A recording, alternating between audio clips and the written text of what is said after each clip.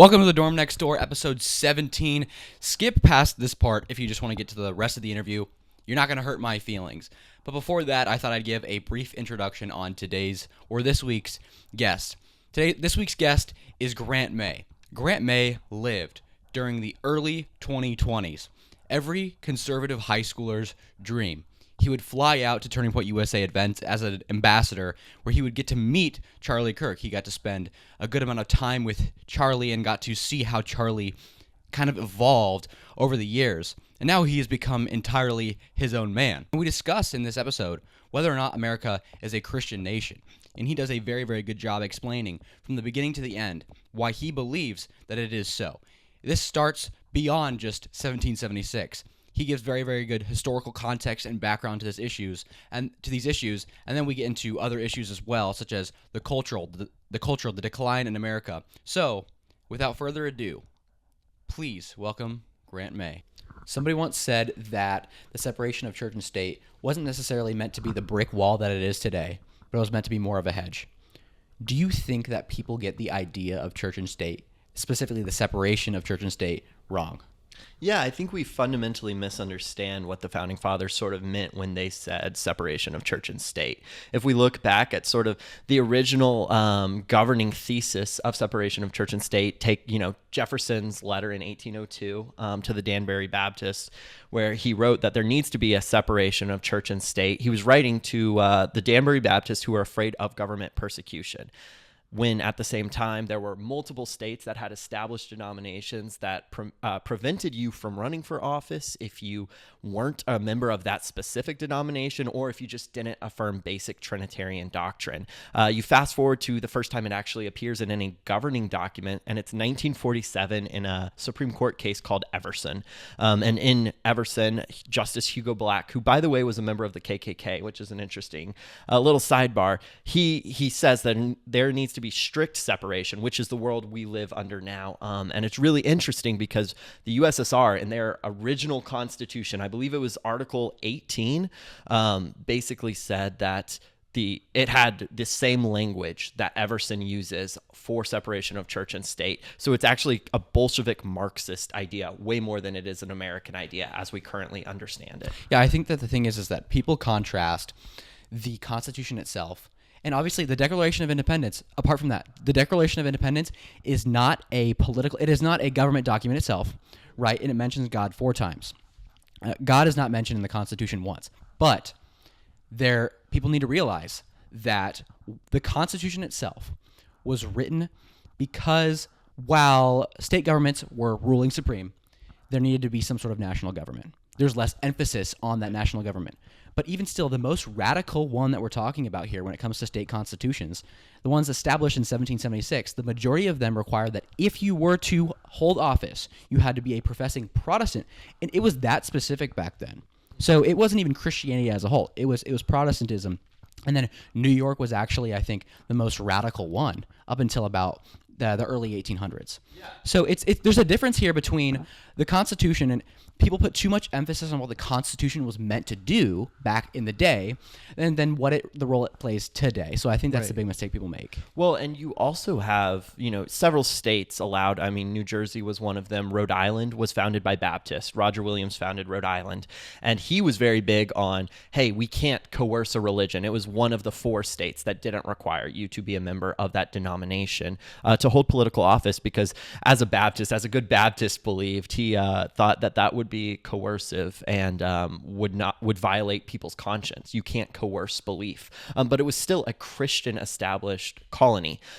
You fast forward to 1899 in Holy Trinity v. United States, there's a unanimous Supreme Court decision that says we find here that the United States is a Christian nation. I mean, you look through court cases all throughout the 1800s, it's constantly reaffirming this. And Associate Justice David Brewer on the Supreme Court, he did this lecture series, and I believe it was 1911, where he did a 3-part series, and he would travel to different colleges, and the lecture series was called The United States, a Christian Nation, and he just documented all the state constitutions, all the religious requirements, and basically said, hey, look, here's the evidence, here's the facts, we're a Christian nation. An interesting angle that people come at is they actually use Thomas Jefferson. And so it was, remember Thomas Jefferson wrote his own version of the Gospels, which denied the divinity of Jesus. I think it denied the resurrection as well.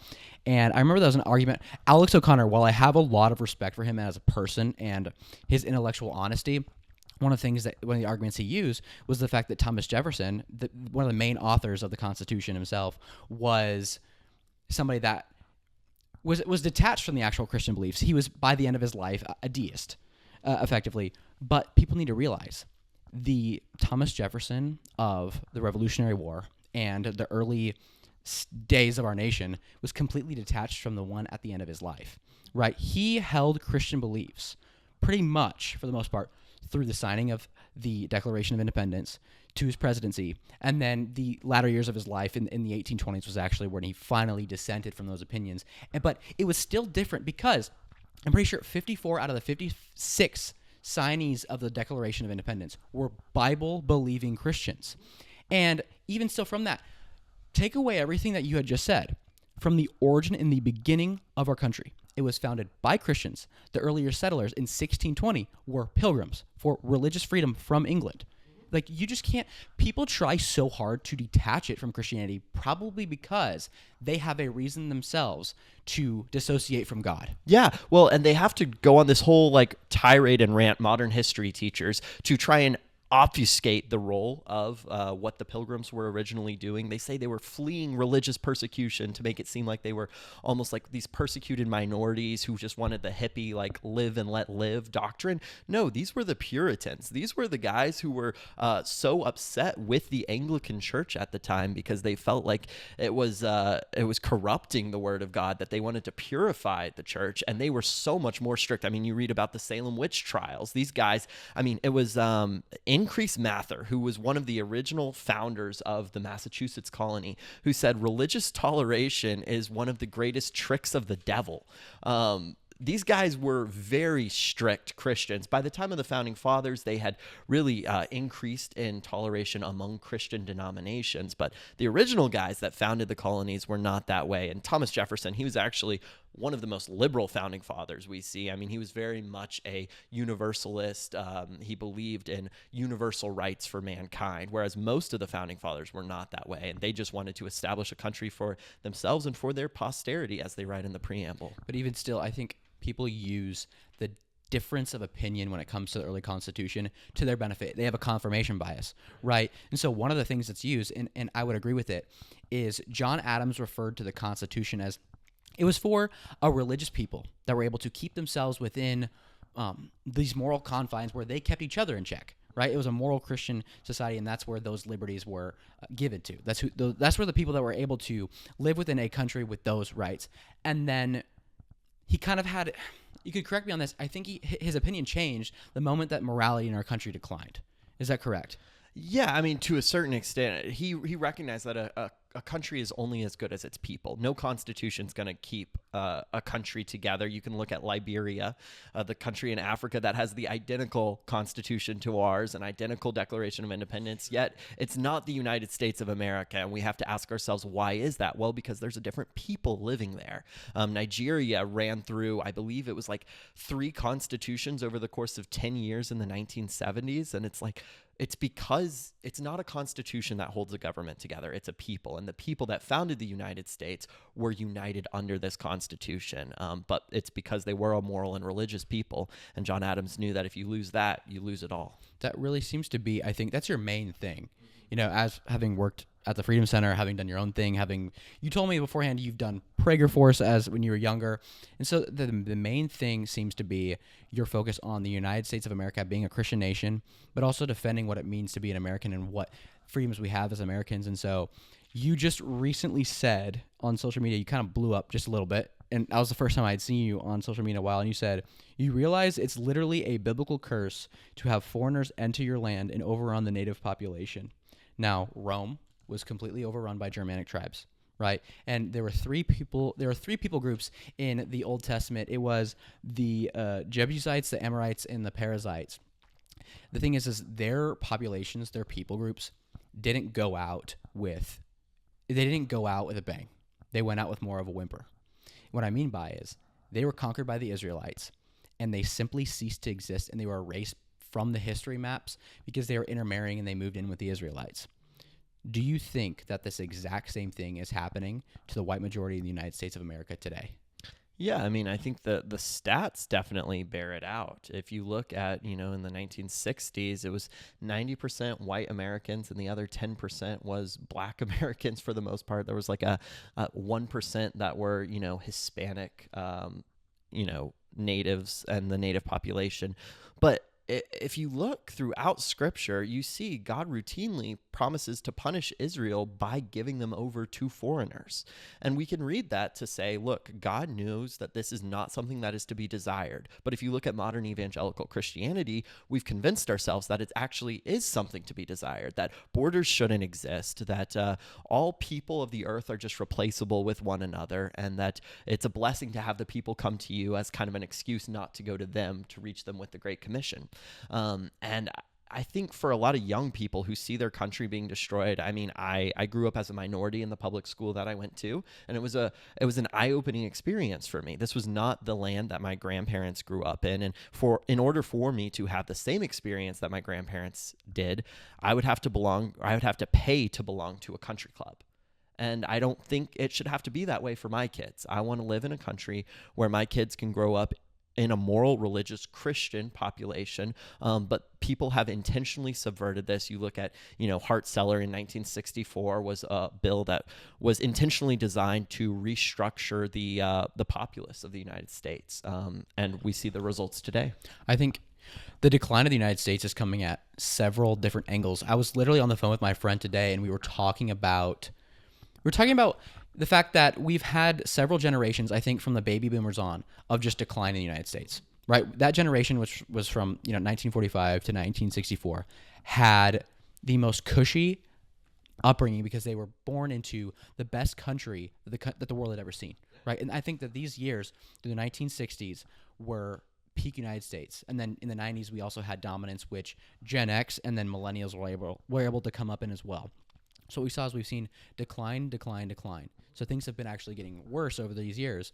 And then we actually have reached this point where today you have Gen Z young men, they're far more conservative than I would even argue many people in the greatest generation were as well. But here's the thing. You can have a demographic of young men that are extremely conservative. They can have great values. They can want to pass these values off to their children. If you attack the women, and you make the women more liberal, they're just not going to want to get with and marry the men. I saw a crazy number recently, and it's the first time in American history less women want to get married than men. And I mean, historically, the stereotype has always been that the man doesn't want to settle down, and that the woman does. We finally have reached a point where it is the exact opposite. So if you're Satan, you can allow the young men to be radicalized because of the country that they're living in and want to change that country. But then at the same time, they can't pass this on because they will not be able to have any children. Where has this where has the source, where's the root of this deception and evil? Where does it come from? I mean, I think you hit the nail on the head. It starts with Satan, right? He's the one who wants to destroy the nation. He wants to come after the family. The family is God's unit that he designed for the good of mankind. And he's using this ploy to pit men against women and to lead women down this lie with feminism. The reason men didn't want to get married is if they can get something for free, then why pay for it, right? And you see this now with the degradation of sex and hookup culture, not to mention pornography is so rampant online. Feminism has really lied to these girls and said, hey, I want to empower you. I want to give you freedom, and they do it in a way of debasing themselves and selling themselves over to slavery, and in a way that's designed to entrap young men with them, right? It's not just the girls who are creating, pornography and OnlyFans. It's the guys that pay for it or just go and visit those websites. I recently saw a statistic that really bothered me almost to the point of tears. Today, up to 14% of young women in America aged 18 to 24 are actively using OnlyFans. 14%? Up to 14. That's almost 1 in 8. Right? That's almost 1 in 8. A lot of them would carry second lives. They like to keep their identity under But there's also sort of this mentality that a lot of them have that they need this to survive, right? So, do you think that lack of masculinity in the United States is overall what we have to blame? I think in some instance it is. I think in some instance the guys need to step up more, but in a lot of cases you're seeing guys step up. You talked about young men going to the right in record droves, and it's these girls who are addicted to the cheap sex, the free things that they can get by just debasing themselves. And so it's really a both sides issue of like, you need young men who will step up and be men and show them that there's a better way, but you also need virtuous young women and mothers that will teach them that no, this is not the way. And there's also laws that we can enact that would help with this sort of thing, right? The law is a teacher. You legislate morality every time you pass a law. And so I think, you see this guy, James Fishback, running for governor of Florida, promising this massive sin tax on OnlyFans creators. I think that's a great way to de-incentivize some of the gains that you can get through these vices. We have sin taxes for all sorts of things. It would be the best thing to get a sin tax on or ban it outright, some of these bad vices. Do you think, though, that we would see United States of America where it would be kind of like the 1930s during Prohibition, where we would see kind of an up-ramp or a skyrocketing in a black market for these things, to where, like the war on drugs, what we had was when the thing was illegal and it was criminalized to a certain point, it led to that thing being much more prominent and prevalent underground than it ever was when it was legal. Do you think, though, a simple adjustment in punishment would kind of, because like obviously this isn't something that you would want to criminalize. You wouldn't want to put a little boy behind bars for stumbling upon it, right? Because he's the victim of the thing, right. But what I think would be best is, while you wouldn't want to, many people fall victim to it, right? Like I don't even think a lot of the women that have abortions should go to prison for it. I don't, because they've fallen victim to the society that we live in today.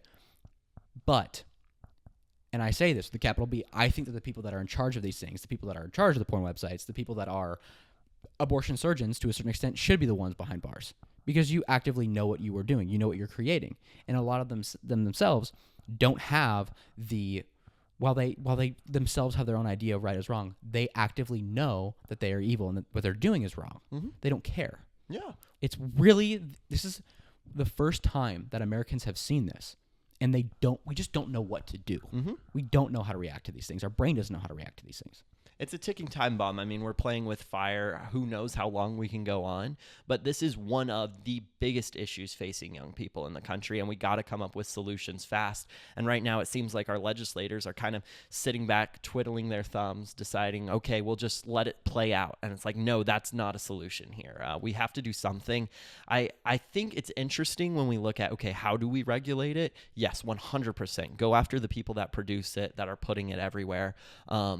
But at the same time, we can't not do good things out of fear that bad things might happen underground, right? It's the whole argument of like, you can't ban abortions because then they'll go in a back alley. It's like, well, we still need the law is a teacher. We need the law there in place. And then we need to crack down on other measures and make sure people are not getting those back alley abortions or not, stumbling on a newer, more depraved website. Let's put the producers of porn in jail. Let's strip them of their licenses. Let's tax their income.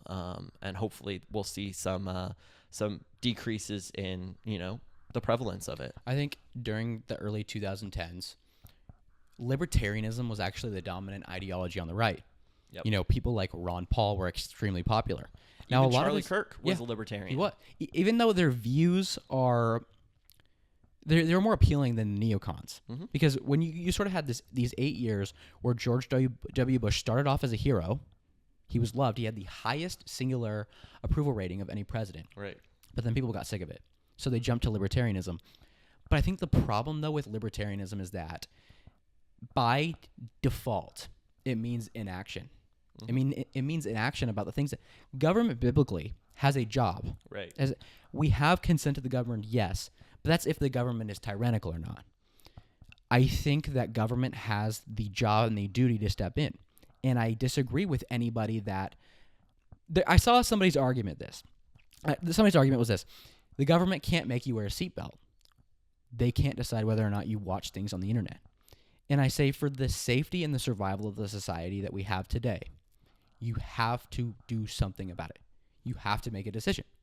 And if you continue to have inaction, which I'm actually happy that libertarianism is kind of fading on the right because it means inaction, you have to eliminate these things, or else you do not have a country. You do not have a society. We're reaching a point where that's one of the things when you get replaced demographically. However, it's more than just the people moving in. It's urban decay and it's moral decay, right? While Rome had those Germanic tribes moving in and everybody wanted to come and live in Rome, what you also had at the same time was you had increases in prostitution. You had these things going on internally that made the people that lived there more immoral and then more deprived, less likely to have a family, less likely to reproduce and populate themselves. So I'm pretty sure Muslims at this point in our country are having 10x the amount of kids that a regular native white family is having. This is just the reality we have. This is the difference in culture. We essentially have reached the point where, while, yes, we are a Christian country, we were founded on Christian principle, going way back. Secularism has actually taken over to the point where somebody might consider themselves to be a Christian, but they don't live like it. And we're watching our country slip away because of that reason. 100%. I mean, you look, libertarianism works in a moral and religious and small and homogenous people group, right? If you have your little small town, you can get together with them and say, hey, I'm going to respect your rights and you respect mine. And that works. But the more metropolitan you have in a society, the more cultures you have residing in that society, the lower the trust will be, right? Social scientists have studied this over and over. The higher diversity in an area, the lower trust society it's going to be, the less people will do for their neighbors. And so libertarianism becomes this pipe dream once you realize that your neighbor wants to go and read books in the library and drag to the toddlers next door. It's like, no, we don't want to live in that country. You're not a moral and religious person. Therefore, we have to crack down on what is allowed and what's not allowed. So I think it's the best thing that the right has really woken up. It's not okay for, for a while, people got psyoped into believing like, oh, if you're not hurting me, you can get gay married. It's like, actually not, because the gay marriage leads to all the other stuff. And well, yeah, like quite literally. Sorry to cut you off there, but what you're saying is so right. A lot of people themselves, while they say you can marry whoever you want to marry, that's just something that they spit out nowadays. They don't actually believe that themselves, right? Because every single American with a right operating mind draws the line somewhere. So maybe the argument is, two consenting human individuals have the right to get married because they don't want you to marry an animal, which is happening. Okay, so two human individuals, you wouldn't allow an adult to marry a child. You just wouldn't. The Muslims might. And then you have somebody that says, okay, well, yeah, you're right. Okay, two consenting adults. Okay, but you wouldn't let siblings get married. Right. Because you know it is wrong. So you have to draw the line somewhere. And I did actually just talk about this recently, but you draw the line where you realize that the reason why marriage exists is to correctly and responsibly bring up children.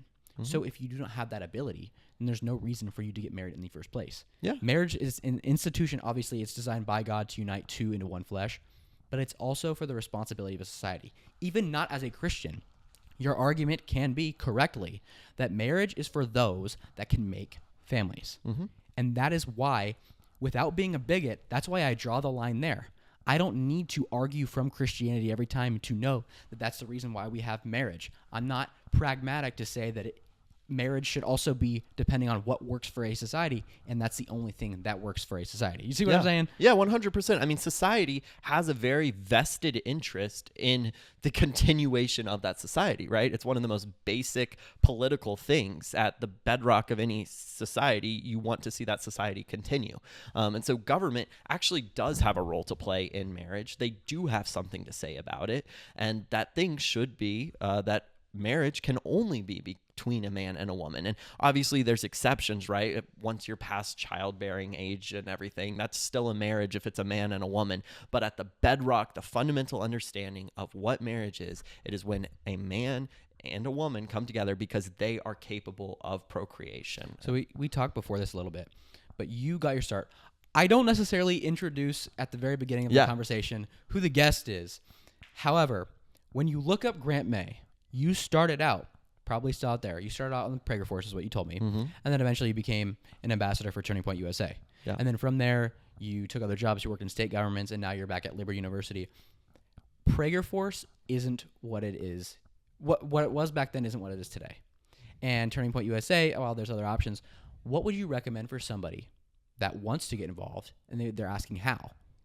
Yeah, I mean, if you're a young guy and you understand optics and you are not like total schizo scaring everyone, just like hold your tongue and can say yes, sir, and do things, show up anywhere, like a Republican club. The Republican clubs are always looking for young people who are not optics nightmares. And if you just show up and start doing things, you'll be shocked at the amount of power you start to get, the credentialing they'll give you, and also the donor class. I mean, we talked about these boomers who had the civilizational lead and they kind of squandered it, and they're the first ones to bring up the whole the trotted out line of, strong men create good times, good times create weak men create hard times.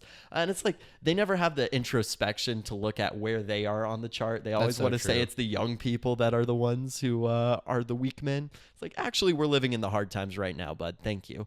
But they're always looking for young people who want to get involved, who want to make a difference. So just show up wherever you're at, read a lot of good books, kind of understand what you believe and why you believe it. But there is no shortage of opportunities for young people who want to make a difference, as long as you understand when to hold your tongue and when to shift the Overton window. When to hold your tongue? Are you saying, like, even though you might disagree with whoever's in charge, you just don't make it you do not make it announced in that moment?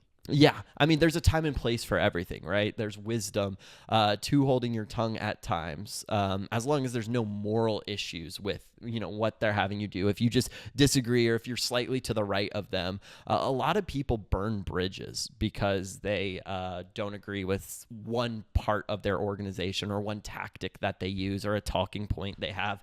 And I think that's really dumb, because there are these institutions, and the left understands this. They've done this quite successfully over the years. But institutions are hard to build, and they're hard to run and get the donors behind it. Young people are always trying to create institutions, but it's very difficult to do for that reason. So the more you can infiltrate organizations and get involved, rise up through the ranks and get power, I think the easier job you'll have at actually making real world difference. Have you ever seen somebody in your community actually actively make that mistake? They didn't hold their tongue and they said something they shouldn't have, even if they were young. Have you seen somebody ruin their future opportunities because of that? It happens all the time. Like, you get an internship at an organization and you just go out swinging because you in the last 6 months went down the rabbit hole of Israel. And so you have to make your opinion on Israel known to all the boomers. It's like, that's not smart, and you automatically get sidelined for that. But if you just do what you're told, if you prove that you're a good soldier, and then you ask them pointed questions on Israel, it's a lot easier to make a difference. Same goes for like immigration, right? If you just run in and start lambasting all the different people groups that come to America, they're gonna write you off as like a racist right off the bat. But if you prove that you're a good soldier, you do what you're told, and you're effective, then you can ask questions of like, how does their presence in our country benefit us at all? And it's a lot easier to red pill some of those boomers in that way. Because I think right now we have like a civil war going on the right. So you have two solutions that I'm hearing. Right. One of them is you withhold a vote from the Republican and you vote for the Democrat, so that you allow the Democrats to do what they want with our country, so where we actually get the more further right, more aligned with our beliefs candidate down the road. So you sacrifice in the short term because you're looking to the long term. And then the other one is also a long-term gain as well. It's a long-term game as well. And it means to infiltrate these institutions. It's to work there. It's to grow up in them. It's to rise up, take different positions, and eventually by the end you're running them yourself. And then eventually we have all the right people running the United States of America. So are you saying that like it is better to do the latter, or are you saying that it depends on the person? and it depends on the community. From my perspective, it's definitely better to do the latter. From what I've seen, what I've experienced, I've seen the people that I've been able to see make the most change are the people who have done the latter, and I've seen them make real world change in some of these institutions. And I think accelerationism is really dumb. Like the people that wanted to withhold their vote and wanted Kamala to win, even if they didn't actively vote for Kamala because they thought things would just get so bad that, automatically we'd be saved. I think that's political malpractice, because at the end of the day, like, this is our home. Even if the other option is not our ideal candidate, if it's better than what we are promised by the other candidate, then we should go with what's best for our country, our home, the place our ancestors died defending, and the place we want to give to our kids. But also, I think what people tend to forget is that I'm of the belief that you give Democrats absolute control over the government one more time. And I mean, this is from House, Senate, and the presidency. While we kind of got bailed out under Biden, we did. It could have been a lot worse. I think if you do it one more time, there's a good shot that you don't get your country back at all. Right. But also at the same time, people are of the belief that we should let the Democrats win because they're watching things happen, at the very least under Trump's nose, that they don't like. They're seeing the rise of Palantir. They're seeing mass surveillance continue. They're seeing foreign aid to Israel be accelerated, and they're seeing Israel get weapons that the United States is not comfortable giving them, right? Even people that work for the CIA themselves, they do not trust Israel. Right. So they're also watching these things continue under Trump. Do you still believe that the solution under this is to continue to support the right, but to grow in influence and power in the right? I think that is the only option, because so you look at it, they hate us, right? If they get power, if they get total power, we saw how they reacted when Charlie Kirk was shot. We saw what they want for us, right? I have no hesitation that multiple ICE agents will be facing Nuremberg-style trials if God forbid the left takes total control again. Who knows? I mean, the gulags could be open. So I think we have to understand who they are, and we have to understand who we are. There are people whose job is to chimp out inside the administration. Like, there are people who totally represent the interest of you and I, some of the concerns that we have within the walls of the administration, but it's kind of like a sport at the end of the day. We got to have our teams back. Once we're in those positions of power and influence, we can be the ones chimping out. But from my understanding, I think it's so important to be a good soldier, to fight for those that are fighting for us and those that actually want to have our back rather than see us destroyed. I cannot emphasize enough the importance of going to like these protests of that the left is pushing, or if you go to like a Supreme Court case, a really controversial one. I was there 2 weeks ago for one on transgenderism. It was just the most basic thing possible about girls' sports and whether those laws are constitutional that are keeping boys out of girls' sports in red states. And you see the stark contrast between good and evil. And maybe the good guys are misinformed on like Israel politics or, some sort of something or other that we can shape their opinions long term and we can work with them on. And then you see the evil who maybe they share our opinions on Israel, but they want us sent to the gulags. So you said that there are people that are really doing their very best to represent us within the Trump administration. Who do you think those people are by name? I think Stephen Miller is one of the big ones. I think there's Vance. We have questions about his ties with Palantir, but every opportunity that he has been tested, that he's been, urged to cancel the Doge kid who said, bad things on the internet, these racist slurs against Indians, which is funny because Vance's wife Usha is Indian, but Vance has like risen to the plate every time he's been pitched a ball. So I've been really impressed with his performance so far. But between Stephen Miller, JD Vance, I think Pete Hegseth has done a good job. He's an isolationist at heart, but also a realist when it comes to American power. I've been very impressed with a lot of the white dudes in the administration getting things done. Some of the girl bosses less so. Oh, wow. Okay. Yeah. Okay. Do you think, though, that people forget how Trump actually operates, the way he moves? He's somebody that is very responsive to the opinions around him. He literally told exactly. I think this was at a rally. He said that he listens. He has one opinion on his left and he has one opinion on his right. They both hash it out and they tell him their perspectives, and then he decides from either one. So the thing is that we have to understand that the president of the United States can sometimes be at the mercy of their advisors. Right. Right? People don't understand that. Trump ultimately making the decision to ban these corporations from buying homes was actually because eventually he probably caught wind of opinions. He listened to Barron and what Barron was saying, and that could have won him the 2024 election when Barron was telling him to go on the most popular podcast. Right. So do you think that the real problem with Israel is he took $230 million from the AIPAC? Or do you think that the problem is that he has his advisors around him, like Miriam Adelson, which is one of his top Right. donors, right? And they're the reason why we still have this rhetoric pushed from the White House. Yeah, well, I also think part of the problem is it's not yet a winning issue with his base. Like you look at young people, they're all on one side, but also the older people, they're just as equally committed to Israel policy as the young people are, just in the opposite direction. So it's a really interesting generational divide, and Trump is one of those people who is of the older generation. So obviously the donors probably has something to do with it when in 2016 when he ran and he was taking shots at some of these mega donors that try and control politicians, and then he seemed to like join them in 2024 for a lack of money. But yeah. Do you think Trump's actions, having been elected twice, he cannot be elected again? Do you think his actions still reflect that of somebody that is concerned about what people think?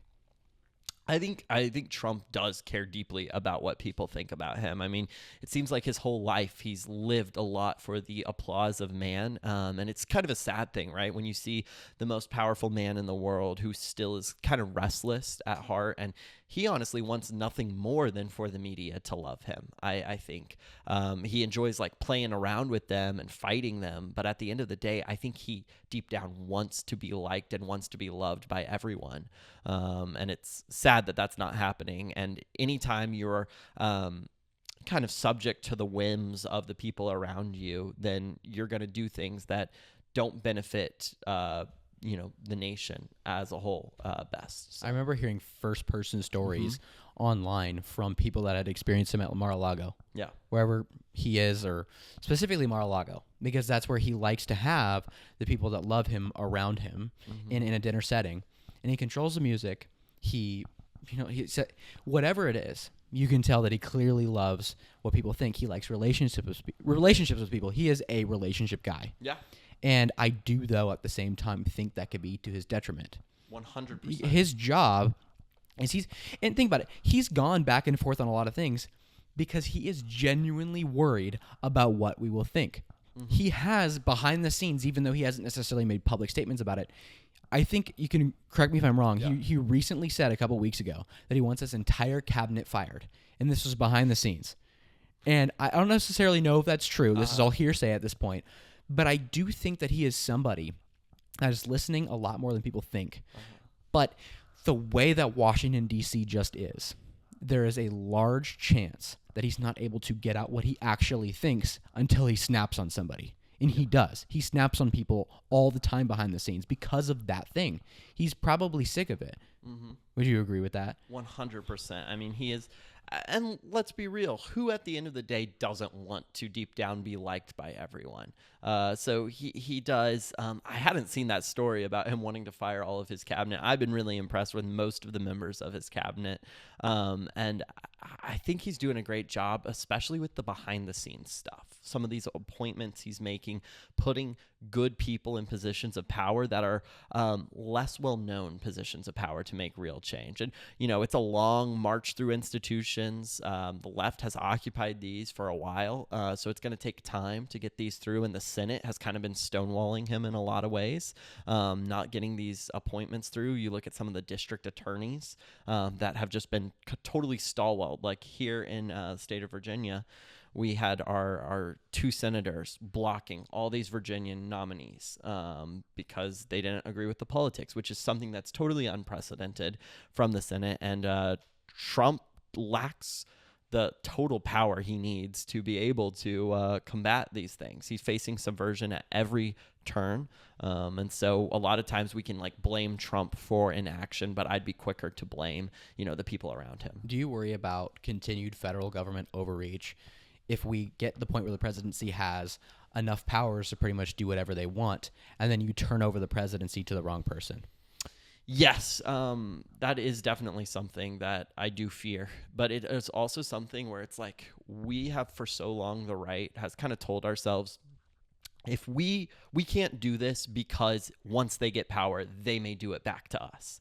It's like, okay, hold up. They're already doing it back to us. They've already, we look at what happened here in the state of Virginia when Democrats took power just a couple weeks ago, and all the ways they're coming after us. They're coming after our kids. They're coming after, heritage Americans, right? Making discrimination against white men legal again, making, removing any and every restriction, protecting unborn life in the womb, or just requiring abortionists to have a license to perform abortions. They're getting rid of that and putting that into the state constitution.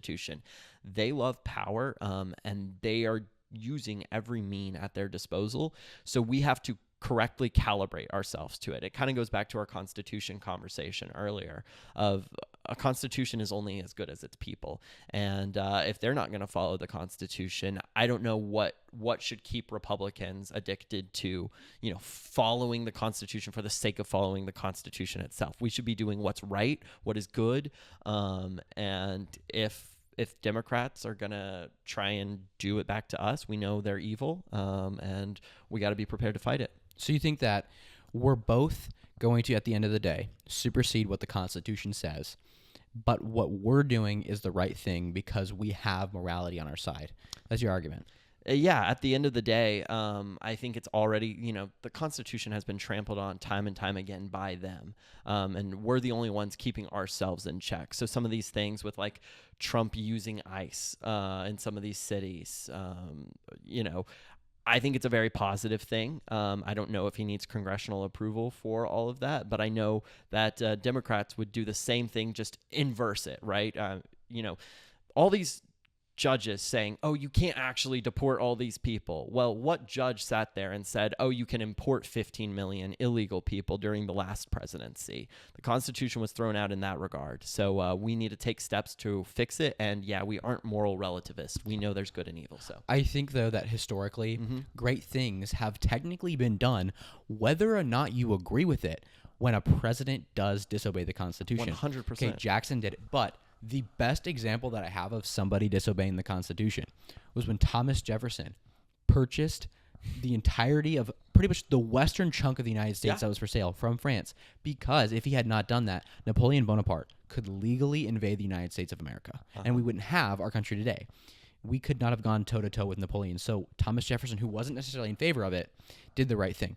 We strategically got Venezuela to protect the United States' interests in the Western Hemisphere. We are strategically trying to purchase Greenland. And then, there was the argument too about, why we didn't notify Congress when we were going to go into Venezuela. Well, if you think about it, we have such an untrustworthy, after re-election, motivated by PR stunts, Congress in general, Republican and Democrat, both sides are obsessed with the fact that they're going to be reelected. That's their number one priority. That if they had known about the operation to take over and take out Maduro, they would have immediately barked. Well, and you had just seen Senator Mark Kelly, who is a former service member himself, encouraging service members to disobey illegal orders from the president. Well, who's to say what order is legal and what isn't? The president is the commander-in-chief. He's the one who gets to call the shots. So he was literally fomenting insurrection in the ranks, which last time I checked was a crime called treason, and it was punishable by death, and we haven't done any of that. But Mark Kelly was doing that. Do I have any doubts that for a second, if he had known ahead of time, he would have leaked it to someone? No. We don't have trustworthy members running our halls of power, and Congress hasn't done its job for the last several years. All Congress does or all they exist to do at this point is just spend more money. They don't govern. It really is only the executive branch that governs, and that's a problem. What do you think that the main issue is that Congress is ignoring today? I think the main issue has to be the mass migration issue, right? 1964, Hart-Celler, they really created this issue, and they've been complicit in not solving it. They've passed amnesty several times. They turned California from the state that produced Nixon, who, hot take, that's my favorite president in the 1900s, that produced Reagan. And it was a conservative state until the 90s when Reagan granted mass amnesty to all the illegals living in California, turning it into the permanent blue majority state that we see today. So I think mass migration and demographic change is one that Congress has really just been caught dead in its tracks. I think Representative Brandon Gill is one of the few members who's serious about this issue, and he's doing great things. I would think, though, that Thomas Massie is too. Yeah, yes. Right, great guy. But what I worry is at the same time, they're not worried enough about debt. Mm-hmm. They're not worried enough about the debt clock, because there comes a point where you reach a point of no return. Right. You can't pay this off. And as we approach $40 trillion, we haven't had a balanced budget, I don't think, since the presidency of Bill Clinton. Mm-hmm. So I agree, yes, they're ignoring immigration. I just think that the executive branch themselves has the ability to take care of it, to where now Congress is without an excuse to talk about the fact that they have been so poorly managing the purse. And over the last, for the entirety that I've been alive and you've been alive, we've been going into an endless spiral of increased debt. It Right. gets so much worse, and there's no indicator that's going to get better. Now, it would be great now we have Trump, who cares about immigration, doesn't care about debt as much, and then you have Congress, who they aren't in a position to make the right call or decisions concerning immigration, and they have the responsibility to take care of our country's purse, so they should do that. And I think that I agree with you, but where I say that we should have a little bit of nuance is that Congress should focus where they should be focused 24/7, which is the purse, and the United States of America's president, Trump, should continue to focus on immigration. Yeah. What would be your first steps if you are Congress on how to solve the debt? Trump just increased the budget for defense from $1 trillion up to $1.5 trillion. Now that is more than the rest of the world combined. And the first thing that I would do is I would actually put oversight into this, and I would ask why. Why do we need this? Foreign aid to a certain extent needs to be audited, but it's pennies in the fact we're talking about a few billion dollars compared to $1.5 trillion. Yeah. Medicare and Medicaid are about $1 trillion a piece. Social Security, yes, but then again, Social Security is a hot button topic because people have paid into it their entire lives. Right. So I think I would audit defense spending. Okay. I think that it raises a bigger question, though. If our defense budget is $1.5 trillion, is this something that is signaling going to war? Because then you are in a different position. So the first thing that I would do is I would cut spending. Yeah. Big time. Doge was really interesting because, when Doge was originally started, they were, posting about all the things they're cutting, and it was great and all, but you realize that that wasn't going to make a crack in the debt at all. This was, discretionary spending that existed. And really the good purpose of Doge was drying up some of these leftist NGOs that had existed at the expense of the taxpayer for a while. So kind of cutting off some of the funds from our enemies. But at the same time, they weren't doing any real dent to the debt because as you point out, all of our debt comes from defense and entitlement spending. Why do you think that Trump increased the budget by 50%? I don't think Trump is a super principled conservative. I think he's a 90s New York Democrat. And just so happens that a 90s New York Democrat at this point in the game is one of our best soldiers. But he's never been a principled, strong, conservative by any stretch of the imagination. He was, even as recently as the 2000s, he was giving money to Hillary Clinton and her Senate campaign in New York.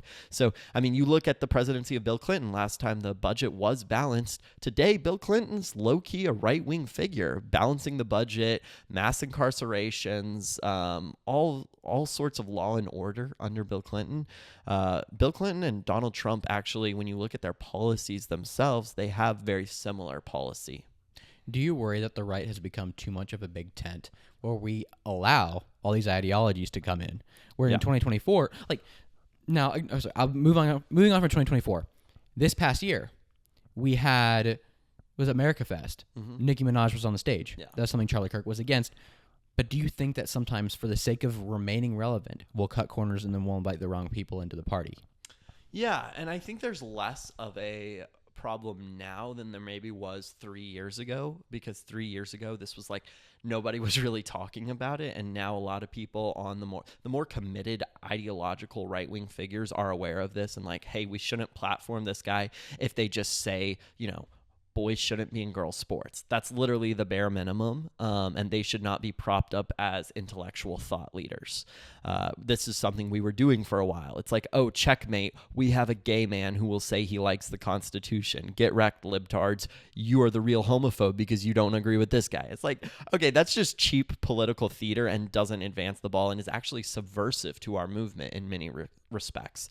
So I think we got to get a lot better at discerning who's allowed to lead our movement, and then we have to kind of gatekeep accordingly. We want to attract people to vote with us in every election, but we got to keep people out from calling the shots of the movement. So we have figures. We have Ben Shapiro. We have Candace Owens. We have Tucker Carlson. We have Nick Fuentes. We have Steven Crowder. All these people. In 10 years, what does the right's ideology look like the most? Who do they look like the most? Yeah, I don't know if I could give you one figure per se, who I think it most ideologically resembles, but I think the focus is going to be on properly ordering our affections, on putting our people first, putting the interest of our nation first. And as you see sort of a rising China, a rising Russia, I think there's going to be more emphasis on sort of these satellite networks of states, right? Who's going to ally with the U.S.? There's going to be like three primary superpowers, and I'm hopeful that the U.S. kind of starts to mend relationships with Russia, because Russia and China are definitely buddying up right now. But I think the focus needs to be here at home. We need to put our people first. We need to deport the people that don't belong here, denaturalize people that were maybe given citizenship and shouldn't have been. We used to have pretty high standards for who was allowed to be here. Now you have people with pieces of paper saying they belong here when they're literally eating cats and dogs in Ohio. So there's a lot of people who have a piece of paper that say they are an American, but we know they are not an American. And so I think hopefully the right will resemble that. The Chinese best weapon is the United States of America, and using the United States of America's freedom against them. Right. China does what it can to say, you are all in on the CCP, and we don't care if we have to oust Jack Ma, who is China's richest man. So they have this sort of pack mentality where they are constantly pushing the ball further. They're trying to get to they're trying to score, right? They want to, by 2050, replace the United States as the dominant country in the world. They want to play the world's police as we have over the last 30 years. That being said, how does the United States fight back when China has the legal ability and relatively in their country moral ability, because, they're completely different than us. They have the ability to regulate TikTok, what their kids are watching. How does the United States fight back against that? Yeah. I mean, they have the ability to build way better than the U.S. does. You look at what the United States used to be capable of circa 1960. You see these pictures of American towns, and if somebody from the 1960s look at what America looked like in 2026, they would probably think they're looking at a dystopian, hellscape of what could have been and what happened.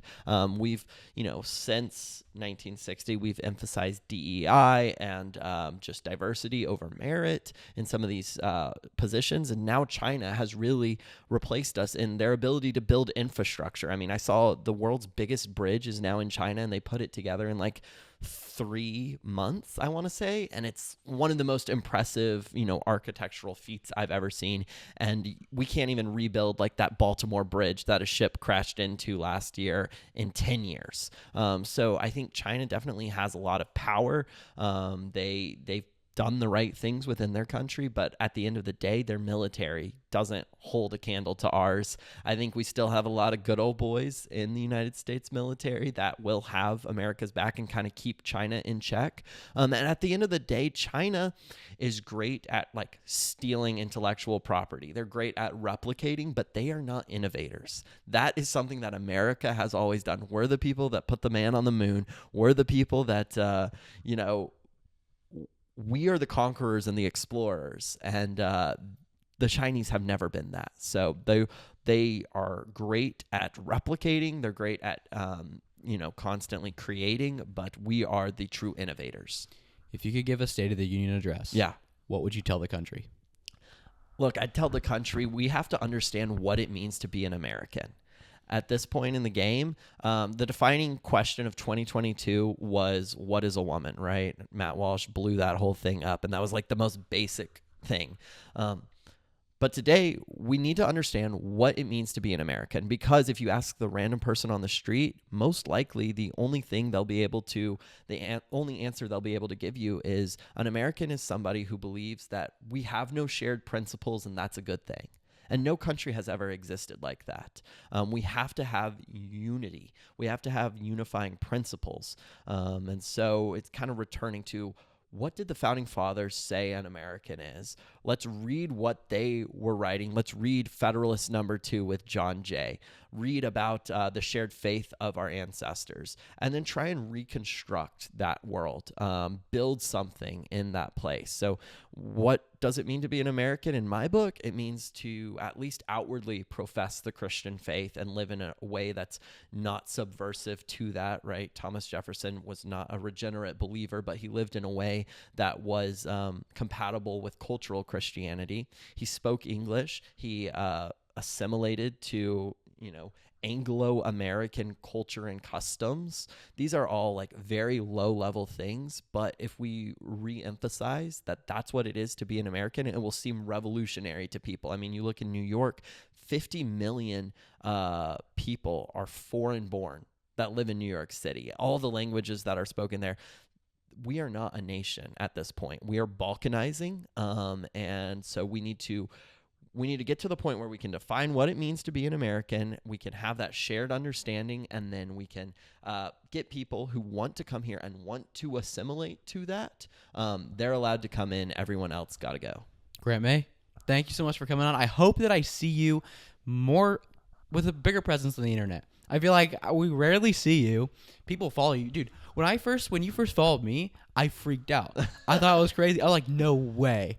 Like, this guy. So, like, I'd known who you were. I'd followed your stuff. I'd watched your stuff.